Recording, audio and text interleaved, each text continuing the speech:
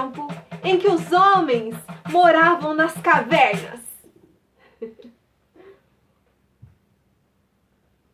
Existia um homem chamado Lolo Barnabé. Lolo era um homem muito inventivo, criativo e inteligente. Um dia ele conheceu uma mulher chamada Brisa. Os dois se apaixonaram e então se casaram.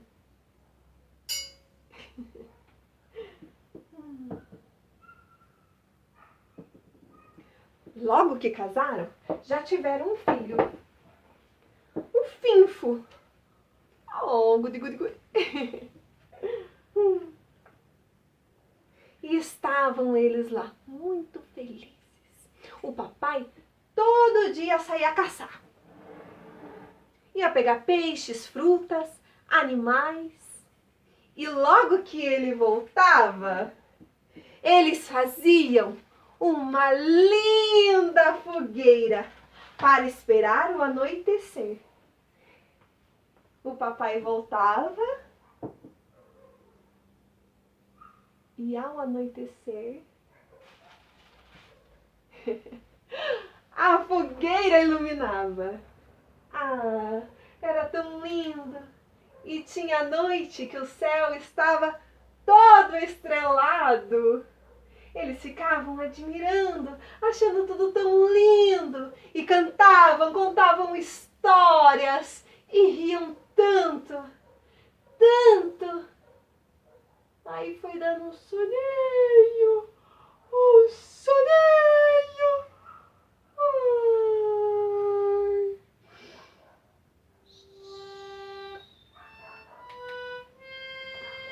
Eles vão dormir. Eles eram tão felizes. Mas nem tanto.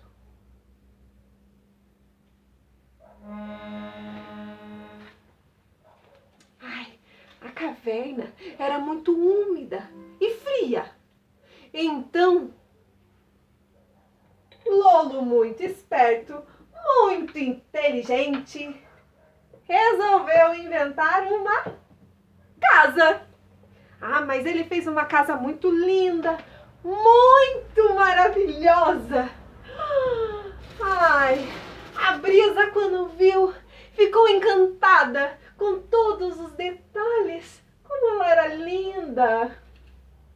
E logo que eles entraram, como era espaçosa. Ai, que linda casa a família tinha. Eles eram tão felizes. Mas nem tanto. A Brisa não gostava das roupas de pele de animal que vestia. Coçava demais e ela sentia um frio danado.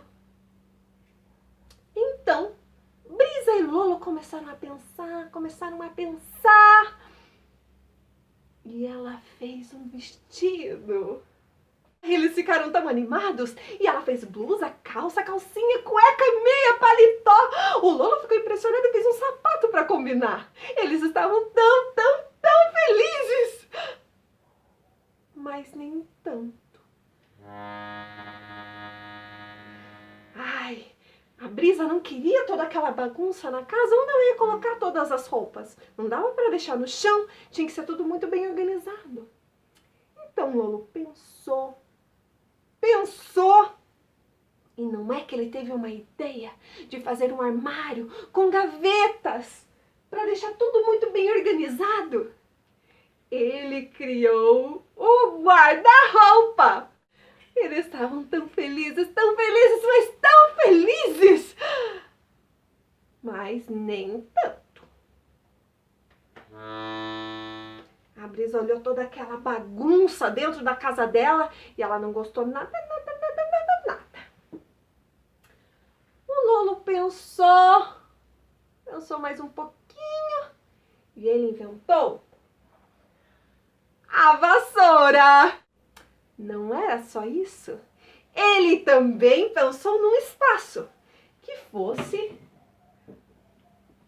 a sua oficina. Assim, a casa dele sempre ficaria organizada, em harmonia. Então, ele fez a sua oficina. Lá ele podia trabalhar, inventar, e a sua casa ia manter organizada. Eles estavam tão felizes.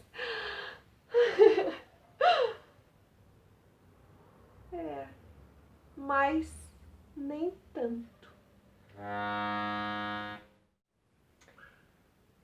O Finfo, coitadinho, ele dormia e quando ele acordava, o seu pijama estava todo sujo. Puxa vida!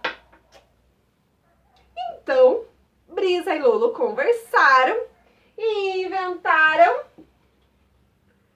a cama.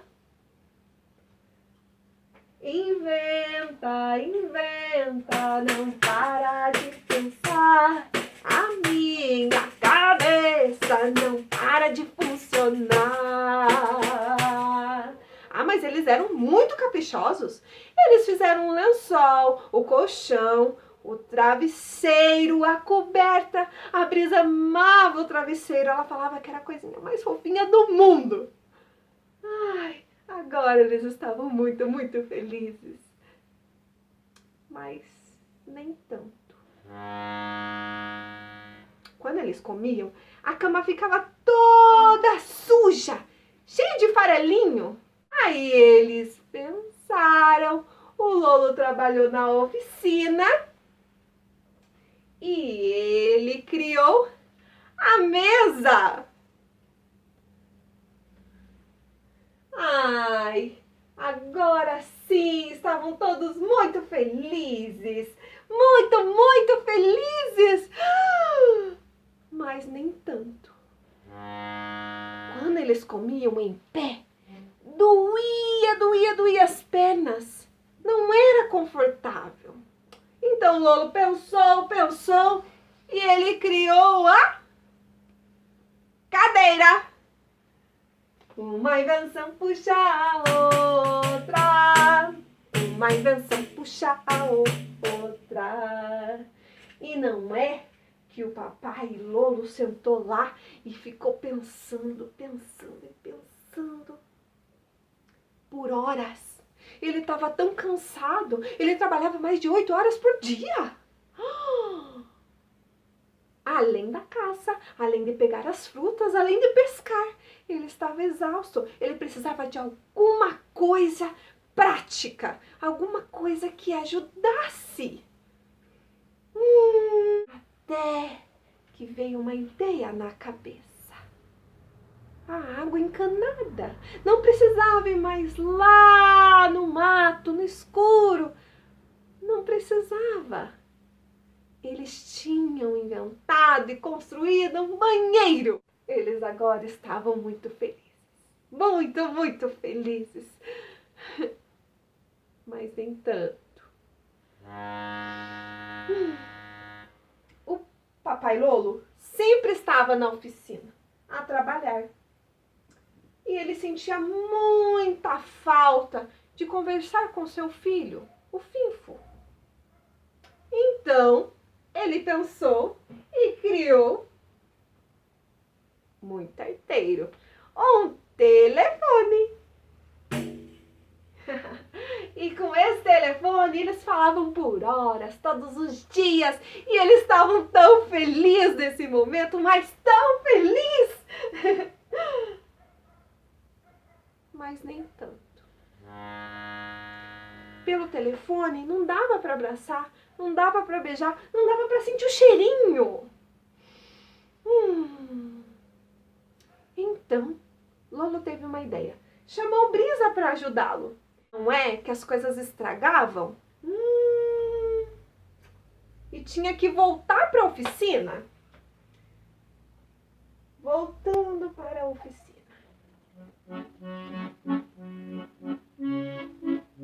Então, ele criou a telinha mágica, a TV para divertir o seu filho. Ficavam lá vidrados, parecendo 3 sacos de batata. Eles estavam muito, muito felizes. Mas nem tanto. Eles estavam muito cansados do trabalho, muito. Ai, nada distraía. E eles não estavam tendo mais ideias, nem Lolo, nem Brisa. Foi então que o menino Finfo teve uma ideia. Estava noite. E eles fizeram uma fogueira, linda fogueira. E a noite estava estrelada. Ai, como era lindo! E eles contaram histórias, deram risadas, se divertiram tanto, tanto. Aí eles perceberam que eles não precisavam inventar mais nada. Eles só tinham que aproveitar o que eles já tinham. E que eles podiam resolver tudo juntos, porque eles eram uma família. Então, eles agradeceram pela beleza da vida. Todo mundo canta em volta da fogueira.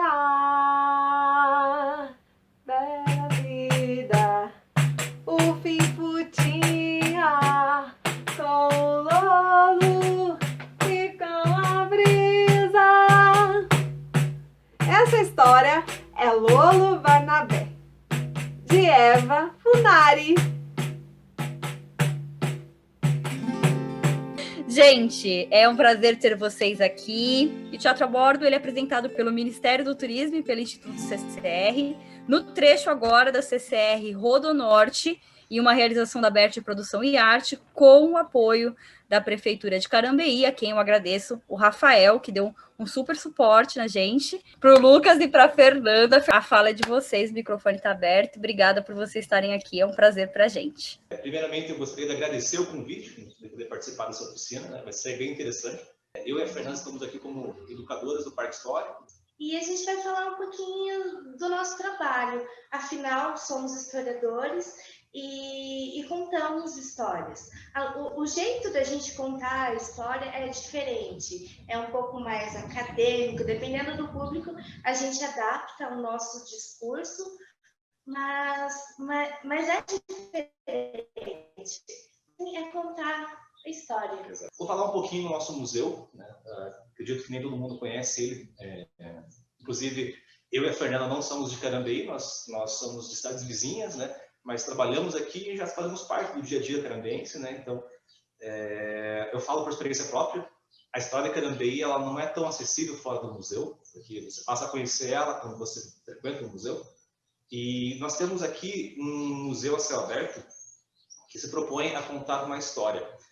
Ele é um museu etnográfico. O que é um museu etnográfico? Ele está voltado a narrativas de presenças étnicas aqui em Carambeí. Se um visitante chegar aqui, de imediato ele vai ter contato, né, com os patrimônios que nós preservamos aqui ao longo do museu, que é uma história da narrativa da imigração holandesa. Isso é bem expressivo. Então, pessoal, como toda história, né, como toda vivência, a narrativa ela começa em algum lugar. Aqui no museu existe um mito, o mito dos holandeses, pioneiros, desbravadores do território. E como educativo, a gente tenta trazer outras vozes dentro dessa narrativa. Porque antes dos holandeses, existiam os povos originários, os indígenas, as nações indígenas. Saint-Hilaire, lá no século XIX, quando ele passa pela região, o francês Saint-Hilaire, quando ele passa pela região, ele vai descrever alguns grupos indígenas. E o principal deles são os coroados, que é a nação Caigangue. A gente tem um facilitador que é o cenário, né? Então, é muito mais, eu acho que fácil você é muito mais imersivo, né, o nosso discurso, porque a gente tem um cenário. Então, se a gente vai falar sobre religiosidade, sobre religião, num espaço, numa réplica de uma igreja, eu acredito que seja muito mais fácil acessar essa imagem, né? E para você aprender o conteúdo, né, pelo menos, é realmente um diferencial. Nossa, pessoal, como eu gostaria que vocês estivessem aqui para a gente fazer o passeio pela Vila Histórica, né? Seria muito mais dinâmico, vocês iam sentir na pele como que é essa relação educativa com o cenário, porque o que a gente fez aqui é uma reconstrução de um cenário da colônia, porque nós não temos essas casas preservadas como elas eram antigamente, hoje em dia em Carambeí. Então, nós apostamos muito na cenografia, nós tentamos dialogar a memória através das sensações também, né? Então, nós temos, por exemplo, áudios acompanhando cada ala museal, que simula um cenário. Tem barulho de animais na fazenda, tem barulho de aves tocando na igreja, como era o cotidiano das igrejas da colônia, né? Nós temos todo um pensamento cenográfico. Dentro do nosso campo, nós chamamos isso de expografia, que é planejar a exposição para que ela tenha um sentido, conta uma história, né? E aqui as ações educativas, elas pegam carona no que a gente já tem pronto, né? O museu, ele é mais antigo que o núcleo educativo. Nós começamos aqui em 2016, né, Fernando, mais ou menos. O museu já está desde 2001 aqui aberto. Então, a gente foi pegando o que já estava construído e fomos expandindo a pedagogia, né? As ações educativas, elas saem um pouco da narrativa, por exemplo, holandesa e tentam focar em outros pontos. Mas ela não ignora a narrativa holandesa, porque ela também faz parte da história de Carambeí. Vou passar agora para a segunda parte da oficina. Agradecer mais uma vez Lucas e Fernanda, do Núcleo de Patrimônio de Carambeí. E passando agora então a palavra para a Adriana Napoli, que vai conduzir a segunda parte da oficina, Histórias e Livros. Seguindo aqui com a segunda parte da oficina, hoje a gente tem aí uma missão, né, que é falar sobre livros e histórias, que também é um tema que dá muito pano para manga e que eu vou fazer hoje muitas pontes com assuntos que já foram falados nos outros encontros, né? Por mais que a proposta da oficina seja trazer um tema novo a cada encontro, é impossível não relacionar o que a gente vai falar hoje com coisas que já foram faladas, né? Eu queria começar falando sobre uma dúvida que acho que muitos contadores de histórias têm, né? E manifestam essa dúvida, que é sobre contar histórias com o livro. Né? Muitas pessoas se questionam, perguntam, devo contar com o livro? Não devo contar com o livro? O que é melhor? O que né, é melhor ou pior? E aí eu vou trazer essa referência do livro, Narraticidade, Pensamentos sobre a Arte de Contar Histórias Hoje, que é lá da Casa Tombada, que foi o local onde eu fiz a minha pós-graduação em narração oral, né, em narração de histórias. E nesse livro tem um artigo, né, um texto muito bacana, que é da Gislaine Avelar Matos e da Kelma Poema, que se chama A Construção do Texto Oral a partir do Texto Escrito. E elas vão relacionar muito bem isso. Uma coisa que elas colocam nesse texto, que eu acho muito legal, que não é legal a gente ter esse pensamento do que é melhor. É melhor contar com o livro ou sem o livro? Nada é melhor que nada, né? As coisas são diferentes. Então, uma coisa que elas colocam que eu acho muito bacana é: vamos substituir o ou, né? Contar com o livro ou sem o livro. Não, vamos substituir esse ou pelo e, né? Contar com o livro é contar sem livro. São coisas diferentes, né? E coisas que ambas têm muitas potências, muitas coisas legais, né? Então, a gente pensar que essas coisas têm diferenças, mas que elas não devem se sobrepor. E que por muitos anos elas foram sim sobrepostas por uma questão de preconceito, né? E isso a gente já falou aqui, quando a gente falou sobre narração oral e oralidade, memória, que a escrita, muitas vezes, ela é colocada acima da oralidade por uma questão de preconceitos, né? A escrita durante muito tempo, e ainda hoje, ela é ligada a uma elite, né? A pessoas que têm acesso à educação, a aprender a ler e escrever, né? Então, as pessoas tendem a achar que isso é melhor, mas não, a oralidade ela é tão rica quanto. Ela só se utiliza de outras ferramentas, outras tecnologias, né? A literatura escrita, a linguagem escrita, ela é concebida para estar nesse lugar do visual, né? No lugar de uma outra recepção, né? Até de um lugar mais solitário, né? Que você mergulha naquele livro. A oralidade, ela está em outro lugar, né? Ela está no lugar do coletivo, ela está no lugar da audição, né? De você ouvir essas palavras. Então, ela está em outro lugar, mas uma não se sobrepõe à outra. As duas são tão importantes o quanto e despertam coisas distintas, né? Se você parar para ver a palavra falada, ela tem, às vezes, uma afetividade, né? A criança, ela se relaciona primeiro com sons, com imagens, antes de acessar a escrita. Né? Então, a palavra tem uma afetividade aí quando ela é colocada na oralidade. Então, tem outras coisas, né, que despertam. Então, a gente tem que tirar esses preconceitos, né? Elas são diferentes. Obrigado a todos, todos aí. Mais uma sexta-feira. E nos vemos, então, na semana que vem. Valeu, uma boa noite, um beijo. Tchau, gente. Até, gente. Tchau. Tchau. Semana. Tchau, pessoal. Até. Tchau. Até sexta-feira que vem. Tchau, beijo.